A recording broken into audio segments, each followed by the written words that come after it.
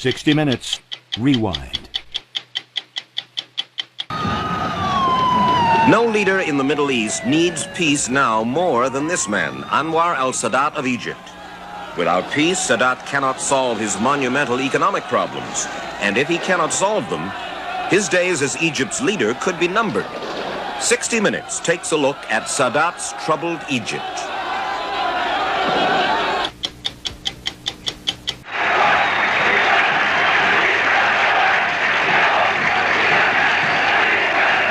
Anwar al-Sadat came to power suddenly 7 years ago. He was Gamal Abdel Nasser's vice president, a non-entity in the shadow of the leader of the Arab world. And then when Nasser died, Sadat, like Harry Truman when he followed Franklin Roosevelt, Sadat felt the skies had fallen on him. He was unprepared, stunned. But he held on and learned and struggled. And when he unleashed the October War in 1973, he became a hero to his people. The Egyptians saw the October War as, at the least, a moral victory. Sadat had given them back their pride, had made Arab armies credible again. His officers, his people, acclaimed him. He made them forget Nasser.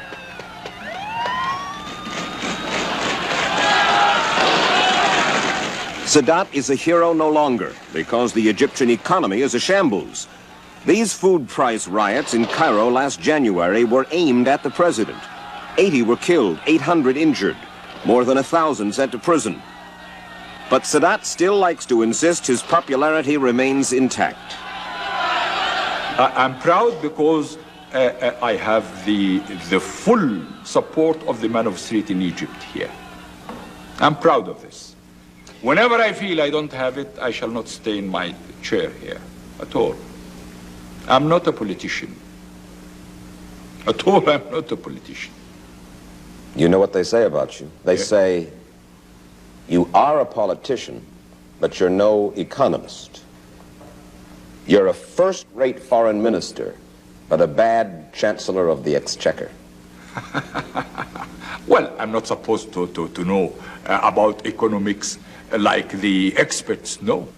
People who are in business here in Cairo talk about failing telephones, not enough transportation, not enough housing, not enough electric power. Yes, I have great difficulties in services, as you see, telephone systems, water system, communication, drainage.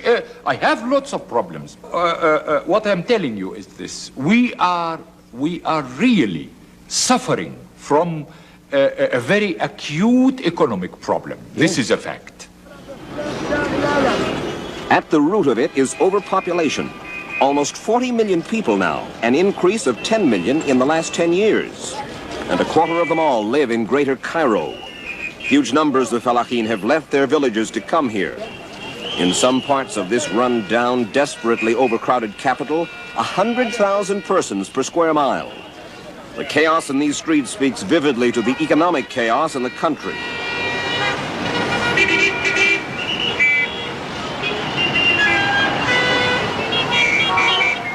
Nine out of 10 Egyptians live at the poverty level. Almost half the male population are underemployed or have no regular jobs. They contribute almost nothing to the economy. The average Egyptian earns about $5 a week. A whole regiment of homeless eke out their existence in the streets. Some actually live among the tombstones in the city of the dead, squatting in the mausoleums of Cairo's wealthy families. No electricity, no sewage, no running water.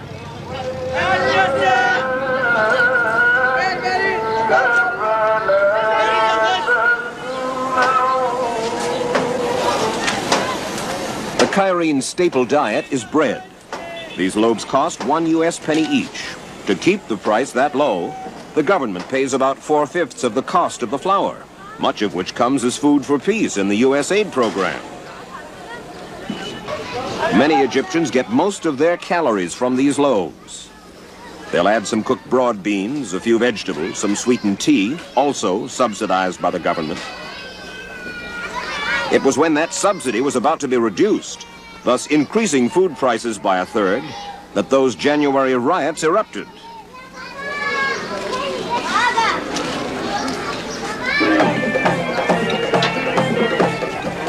There is money in Cairo, lots of it, but it belongs to very few.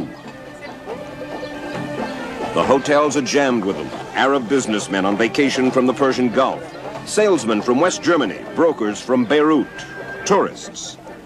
Hotel terraces glitter with conspicuous consumption that the average Egyptian will not share in his lifetime. Egypt needs hard currency, foreign exchange, desperately. And tourism is a source of fast cash in this land of postcards and memories, pyramids and camels. No. How do you focus? Two together, come on. Come on, yeah. The hotel business is one that's booming. There are not enough rooms to go round, even for the Western businessmen, not to mention tourists.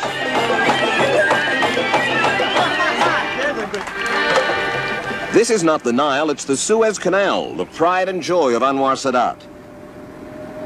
He's counting on $500 million from its revenues this year. It's being widened and deepened, with some of the same techniques that built the pyramids. The canal's reopening 2 years ago was symbolic of Sadat's yearning to open Egypt to Western investment. Under Nasser, the West had been locked out. Sadat introduced his innovative Law 43, Infitah it's called, Egypt's open door policy. He wanted to attract money from Europe, Japan, the United States. He offered foreign businessmen incentives, a tax holiday from 5 to 8 years, free trade zones, cheap labor, and a guarantee against confiscation or nationalization. But still, foreign investors are not coming to Cairo.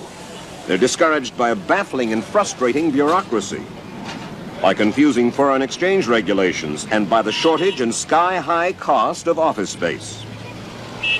An advisor to President Nasser, a critic of President Sadat, editor Hassanin Hakel. Infitah, the open door policy, what does it really mean? To my mind, nonsense. When we don't have anything which is tempting for foreign investment. Foreign investment would go to one of the countries of the third world only for tempting offers. That means practically raw materials.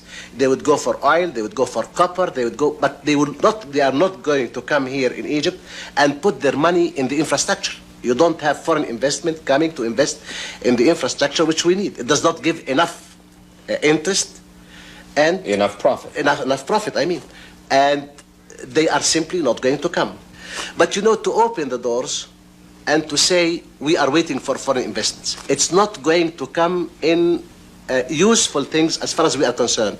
It's going to come in banking, which is not exactly profiting to us. It's going to come, the best, during 1974, we have got from the States 2 Infitah projects, which are working. One of them is the Wimpy chain. The second is the Kentucky Chicken. With all my respect to American technology, this does not represent it. Chiefly, at the moment, American technology is represented by U.S. oil companies, principally Exxon and Amoco, exploring, developing, and training oil field workers. Sadat claims Egypt will be producing 1 million barrels a day by 1980, sufficient for its own needs with none left over for export. But mostly American money shows up in Egypt in AID, aid funds and commodities. Altogether, $1 billion worth in 1977. These AID grants include consumer goods, cereals, flour, powdered milk, to help shore up Sadat, to encourage his peaceful overtures in the Arab-Israeli confrontation.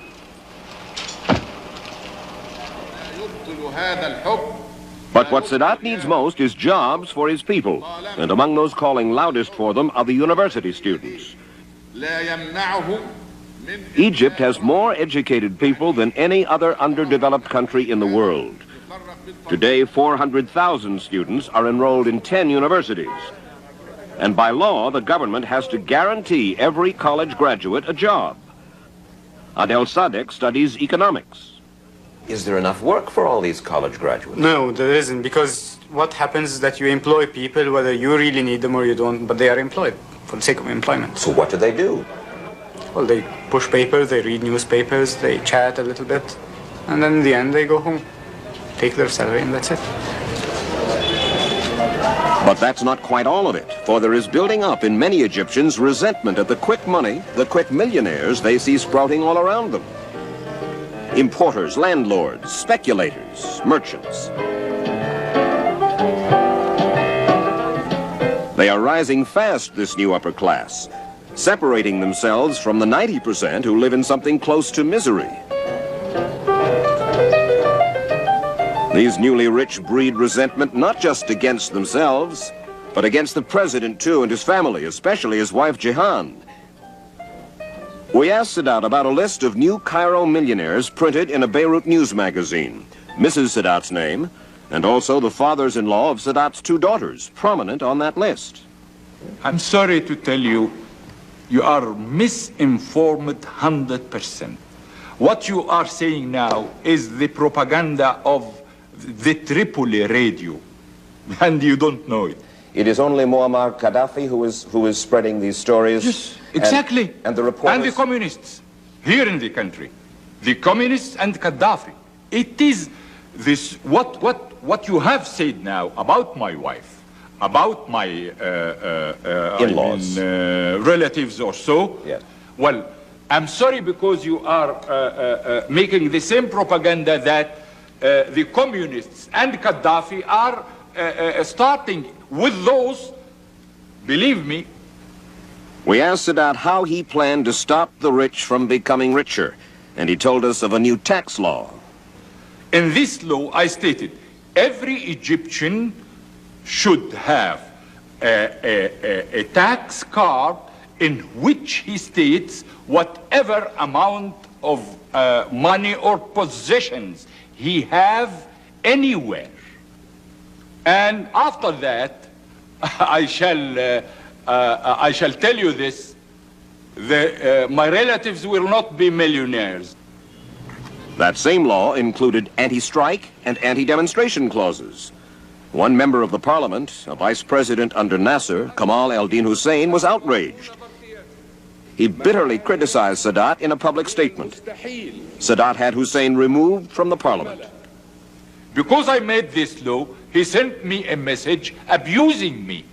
And he should have gone to the court to be put in prison. Because it is, it deserves punishment. But Hussein refuses to back down.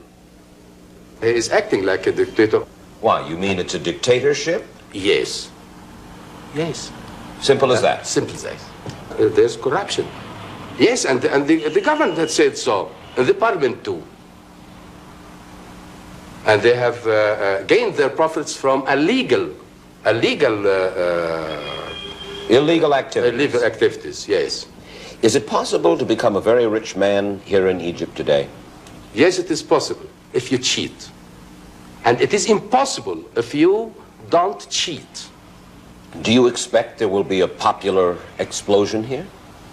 They are boiling from inside. They are afraid to do anything now. But who knows? If this policy remains, there will be explosions.